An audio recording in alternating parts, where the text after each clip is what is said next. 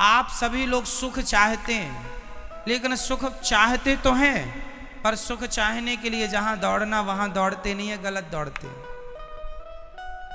हमारे शरीर में दो चीजें हैं, एक शरीर है, एक आत्मा है।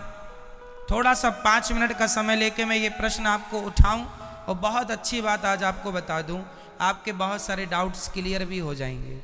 सुनो, हमारे शरीर और आत्मा अलग है, ये तो हम पहले भी आपको 1000 बार बता चुके हैं। आगे सुनो इससे। क्या हम आंखों से देख सकते, आंखों से सुन सकते हैं? नहीं। क्या कानों से देख सकते हैं? नहीं।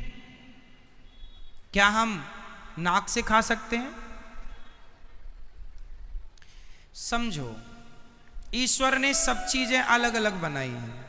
देखने के लिए आंखें हैं, सुनने के लिए कान। आंखों से सुन नहीं सकते, कानों से देख नहीं सकते, अलग है ना। उसी प्रकार शरीर का सुख है संसार। शरीर का सुख क्या है? संसार क्या है? शरीर का सुख। गाड़ी, बंगला, पत्नी, पुत्र, परिवार, ये कहां का सुख है? शरीर का।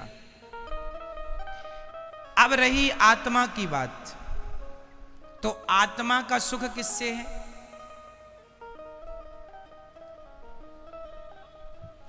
समझो, सिद्धांत को समझो, साइंस को समझो। चलो मैं साइंस से जोड़ता हूं इस सब्जेक्ट को। आप किसी भी वस्तु को ऊपर से छोड़ दीजिए, वो पृथ्वी पर जाके गिरेगा। साइंस कहता है गुरुत्वाकर्षण पृथ्वी में है। ये तो सत्य है कि गुरुत्वाकर्षण है, पर इसके अतिरिक्त एक सत्य और है, क्योंकि वो पृथ्वी का ही हिस्सा है। इसलिए अंश अपने अंशी की ओर भागता है। अंश हमेशा किसकी ओर भागेगा? अंशी की ओर। जैसे ये पुष्प, ये किसका अंश है? ये पृथ्वी का अंश है, क्योंकि पृथ्वी से पेड़ बना, पेड़ पर ये पुष्प खिला। तो कुल मिला के, और ये आप रख दो, आप 2-4 दिन, 1 हफ्ता, महीने भर रख दो, ये अपने आप माटी हो जाएगा। कुछ ना करो, माटी हो जाएगा ये अपने आप, हाँ या ना। तो ये किसका अंश हुआ? मिट्टी का। अंशी कौन हुई? अंशी हुई पृथ्वी, और अंश हुआ ये। तो ये पृथ्वी का अंश है, इसलिए ये छोड़ने पर नीचे जाएगा, क्योंकि ये अंशी की तरफ जा रहा है। अब दूसरा, आग। आग हमेशा नीचे नहीं जाती। आग की ज्वाला, आग की लौ, आग की ज्योति ऊपर जाती है। क्यों? क्योंकि वो सूरज का अंश है, क्योंकि सूरज में आग है। तो हर अंश अपने अंशी की तरफ भागता है। हर अंश कहां भागता है? अपने अंशी की तरफ। आग किसका अंश है? सूर्य का। तो सूर्य की तरफ भागती है ना आग की ज्वाला, हमेशा ऊपर। तीसरा, इस धरती की नदियां हमेशा किसकी तरफ भागती हैं? समुद्र की तरफ। क्यों? क्योंकि वो समुद्र का अंश है। क्योंकि पानी जो बरसता है, समुद्र का ही तो वाष्पीकरण होता है पानी, और फिर वही बरसता है। तो वो एक्चुअली इनडायरेक्ट वो समुद्र का ही पानी है, बरसता है, नदियों में आया, फिर वो अपने अंश की तरफ भागा, अपने अंशी की तरफ। समझो, जैसे पृथ्वी का कोई भी हिस्सा वो पृथ्वी की तरफ भागता है, कोई भी पुष्प, कोई भी पत्थर, कोई भी मिट्टी का ढेला, क्योंकि वो पृथ्वी का अंश है, इसलिए पृथ्वी की तरफ। आग सूर्य का अंश है, इसलिए सूर्य की तरफ।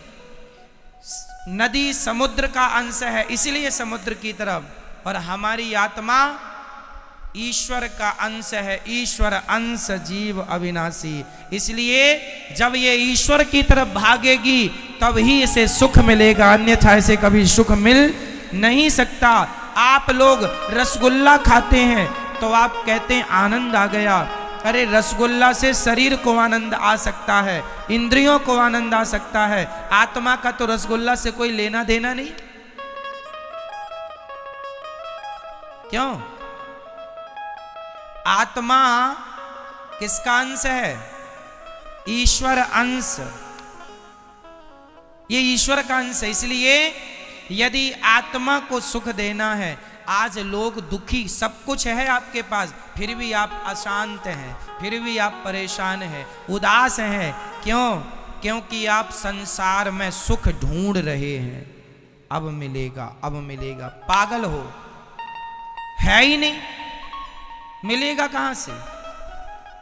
जैसे आंख कभी सुन नहीं सकती, कान कभी देख नहीं सकता, उसी प्रकार आत्मा कभी रसगुल्ला खा नहीं सकती, आत्मा कभी पानी पी नहीं सकती, आत्मा को पैसों में सुख नहीं मिल सकता, संसार के भोगों में सुख नहीं मिल सकता। आत्मा का सुख तो परमात्मा में है। जितने जल्दी ईश्वर की तरफ बढ़ो लोगे, जितने जल्दी उसका ध्यान कर लोगे, उतने जल्दी सुखी हो जाओगे।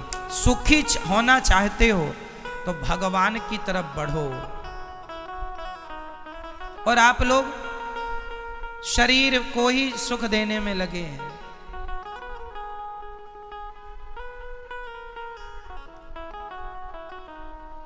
शरीर, इसलिए शरीर जो है ये संसार की तरफ ले जाता है आपको। क्यों ले जाता है? क्योंकि शरीर